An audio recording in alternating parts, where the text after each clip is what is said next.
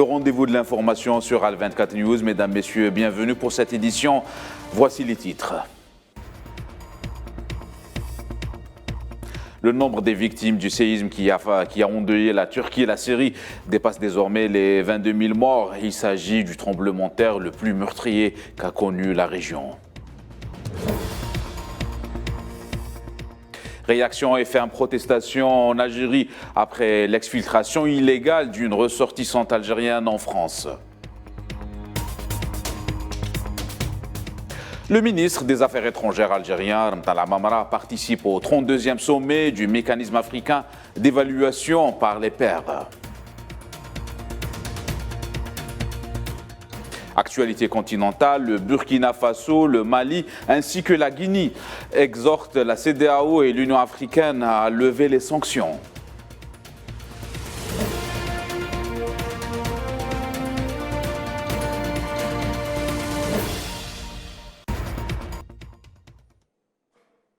Voilà pour les titres. Bonjour à tous. 4 jours après le séisme qui a frappé la Turquie et le nord de la Syrie, les autorités des deux pays ont publié un dernier bilan faisant état de plus de 22 000 morts causés par ce tremblement de terre, l'un des plus violents dans la région. Rien que pour la Turquie, plus de 60 000 blessés ont été déplorés dans les zones touchées.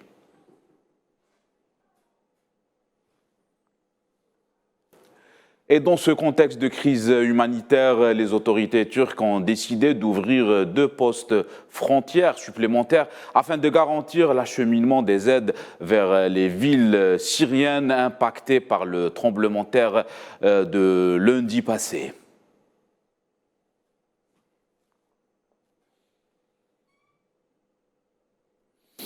Et justement, pour en parler, nous avons avec nous en direct de Genève, Madame Fatima Satour, porte-parole du CSR, Comité international de la Croix-Rouge. Bonjour Madame. Bonjour Monsieur. Bonjour Madame. Alors, en pleine catastrophe naturelle inédite, comment s'organise l'aide internationale pour les sinistrés? Oui, écoutez, c'est très dur de trouver les mots pour décrire le niveau de perte, de souffrance, de destruction qu'on voit, que ce soit en Syrie ou en Turquie. Il faut dire que pour la Syrie, c'est encore une autre couche qui s'ajoute pour un pays qui est en train de passer depuis, ça fait 12 ans qu'on vit un conflit. Et donc à cela s'ajoute non seulement le conflit, il y a à peine la fin d'année, on parlait d'une épidémie de choléra, le Covid, une crise économique et puis maintenant encore plus une catastrophe naturelle. Donc c'est vrai qu'on parle quand même d'une population qui est déjà très vulnérable. Nous, à la Croix-Rouge internationale, nous sommes sur place en Syrie. Nous avons pu juste hier, distribuer, grâce aussi à nos partenaires du Croissant Rouge syrien, des parcelles de nourriture, des kits d'hygiène, des matelas, surtout dans les villes d'Alep, Latakia, Hama. Mais évidemment, tout cela, les besoins sont immenses. Justement, Madame Satour, sur place, quels sont les obstacles et les difficultés que rencontrent les institutions d'aide sur le terrain? Écoutez, alors, je veux dire, la question de l'aide humanitaire doit pouvoir atteindre et accéder tout civil, où qu'il se trouve. C'est-à-dire que nous, en tant qu'humanitaires, on fait absolument aucune différence. On n'a pas cette notion de bon ou de mauvais civil. Donc, nous devons pouvoir accéder tous les endroits où les civils sont touchés, quel que soit le contexte, quel que soit l'endroit où ils se trouvent. D'accord. Très bien, Madame Fatima Satour, porte-parole du Comité international de la Croix-Rouge. Vous étiez avec nous en direct de Genève. Merci pour cet éclairage. Merci. Le ministère des Affaires étrangères algérien a annoncé la mort de 2 ressortissantes algériennes dans le séisme dévastateur qui a frappé lundi le sud de la Turquie et le nord de la Syrie. Le corps des 2 victimes a été retrouvé et identifié dans la ville de Iskenderun, dans la province de Hatay, dans le sud de la Turquie, selon le communiqué du ministère.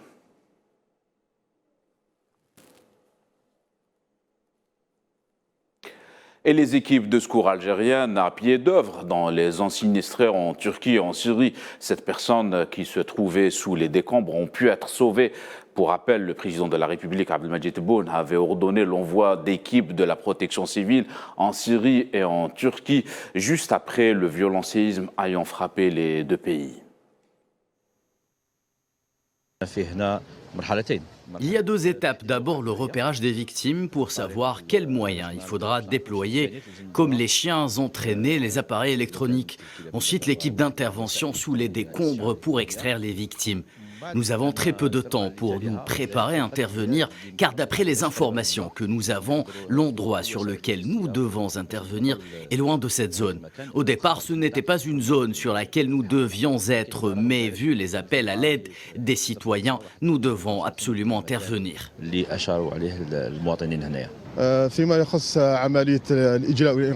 En ce qui concerne les opérations, nous avons pour l'heure pu extirper 12 personnes vivantes des décombres. Nous avons un centre de soins pour apporter les premiers secours avant de les évacuer vers les hôpitaux. Les difficultés majeures que nous rencontrons, c'est d'atteindre les victimes. Si l'endroit est assez large, nous pouvons prodiguer les premiers soins sur place. Mais s'il est étroit, nous devons attendre que nos secouristes extirpent les victimes avant de leur prodiguer les premiers soins.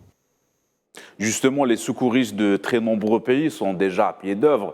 Les sauvetages d'au moins 13 personnes ont été opérés jusqu'à l'heure par les équipes algériennes sur place dès les premières heures de la catastrophe. Les détails avec Souad Ben Batouche.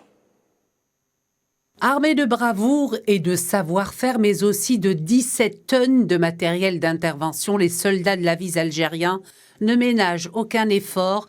Ils surmontent le froid glacial et l'ambiance de sinistrose pour sauver des vies. Privilégier la vie, une mission qu'ils mènent à bien. À peine arrivés sur les lieux du séisme dévastateur en Syrie et en Turquie, respectivement les 5 et 6 février, et frappés par l'ampleur de la catastrophe, les sauveteurs algériens ont entamé les fouilles sous les décombres. Une véritable course contre la montre est engagée pour porter secours aux victimes de la tragédie. 2 groupes de la protection civile algérienne, composés d'un total de 89 sauveteurs, ont pris le départ aussitôt la nouvelle de la catastrophe annoncée, et ce sur ordre du président algérien. Ce sont les premières équipes de sauvetage étrangères à arriver à Alep, une ville complètement meurtrie. Les premiers groupes à briser l'embargo sur la Syrie au nom d'une noble mission, loin de toute autre considération. Les sauveteurs algériens sont opérationnels depuis plus de 72 heures dans la ville de Boustan al-Qasr al-Masharqa. Ils ont pu extraire un survivant et 19 corps sans vie. Leurs efforts sont aussi constatés dans la zone d'Adiaman en Turquie, où ils ont pu sauver jusqu'alors au moins une dizaine d'adultes et 2 enfants et sortir sous les décombres une quarantaine de morts. Des sauvetages parfois opérés sous le regard reconnaissant et plein de gratitude de parents de victimes. Les opérations de recherche et de sauvetage sous les décombres menées par les secouristes algériens se poursuivent sans relâche. Chaque minute compte pour éviter la mort. La tâche n'est guère facile, mais le professionnalisme et l'efficacité dont font preuve les secouristes algériens ne pourront qu'aider à la rendre moins ardue. Et l'envoyé spécial des Nations Unies pour la Syrie, Guy Pedersen, a d'ailleurs appelé à ne pas politiser l'aide humanitaire aux Syriens, assurant de tout faire pour qu'il n'y ait aucun obstacle à l'aide vitale nécessaire en Syrie. Les Nations Unies ont d'ailleurs annoncé l'envoi d'un convoi humanitaire ce jeudi par le poste frontalier de Bab el-Hawa.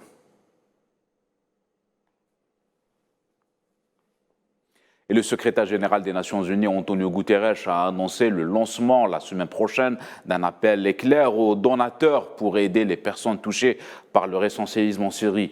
Le tremblement de terre qui a frappé la Turquie ainsi que la Syrie est l'une des plus grandes catastrophes naturelles de notre époque, c'est ce qu'a déclaré à la presse le chef de l'ONU.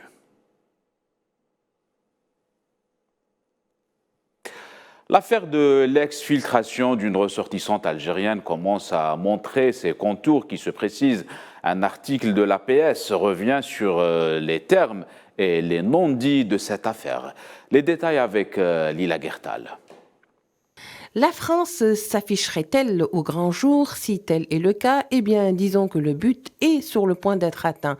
Sinon, comment s'explique cette histoire de l'exfiltrée algérienne vers la France, qui n'est ni journaliste, encore moins militante, qui passe de l'Algérie vers la Tunisie et se retrouve en France pour paraître 48 heures après sur les plateaux de télévision françaises sur des chaînes publiques qui lui offrent une tribune pour s'exprimer. C'est en ces termes que s'est interrogé un article sur l'APS dans sa publication d'hier sur cette opération illégale d'exfiltration.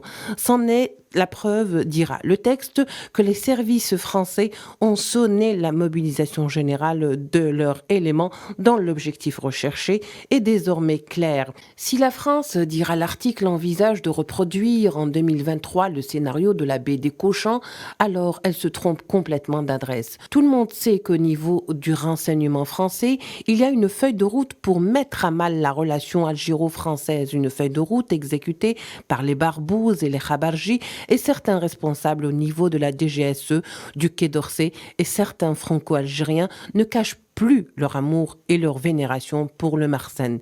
Il est donc désolant, conclut le texte de l'APS, que ce qui a été construit par les deux présidents, Tebboune et Macron, pour ouvrir une nouvelle page tombe en ruine et la rupture ne semble pas loin. En qualité de représentant du président de la République, Abdelmadjid Tebboune, le ministre des Affaires étrangères et de la communauté nationale à l'étranger, Ramtan Lamamara, a pris part par visioconférence à une réunion de haut niveau sur la gouvernance en Afrique organisée sous l'égide du mécanisme africain d'évaluation par les pairs. C'est ce qu'a indiqué un communiqué du ministère. Cette réunion, qui se tient en prélude au 36e sommet de l'Union africaine prévu à Addis Abeba, a été consacrée à l'examen des rapports d'évaluation soumis par plusieurs pays africains. Le conseil exécutif de l'UNICEF a adopté à New York à l'unanimité le programme de coopération avec l'Algérie pour la période 2023-2027 qui contribuera au soutien des efforts déployés par l'Algérie pour atteindre les objectifs de développement durable, notamment dans les domaines de l'éducation, de renforcement des capacités ainsi que les premiers soins et de la protection sociale.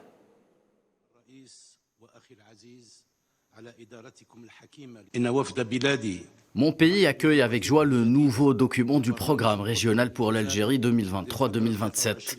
Il est également reconnaissant pour l'aide apportée par l'UNICEF, notamment l'équipe concernée par le programme algérien et qui a participé à l'élaboration de ce document qui est le fruit de discussions constructives et d'une collaboration étroite entre les parties prenantes.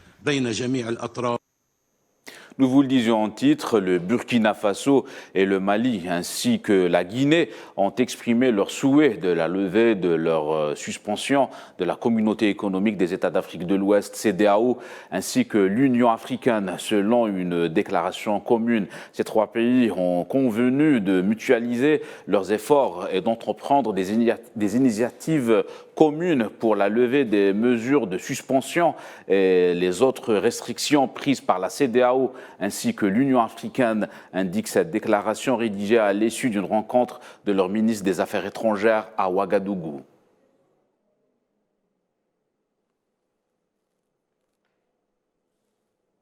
C'est la fin de cette édition. Excellente suite de programme.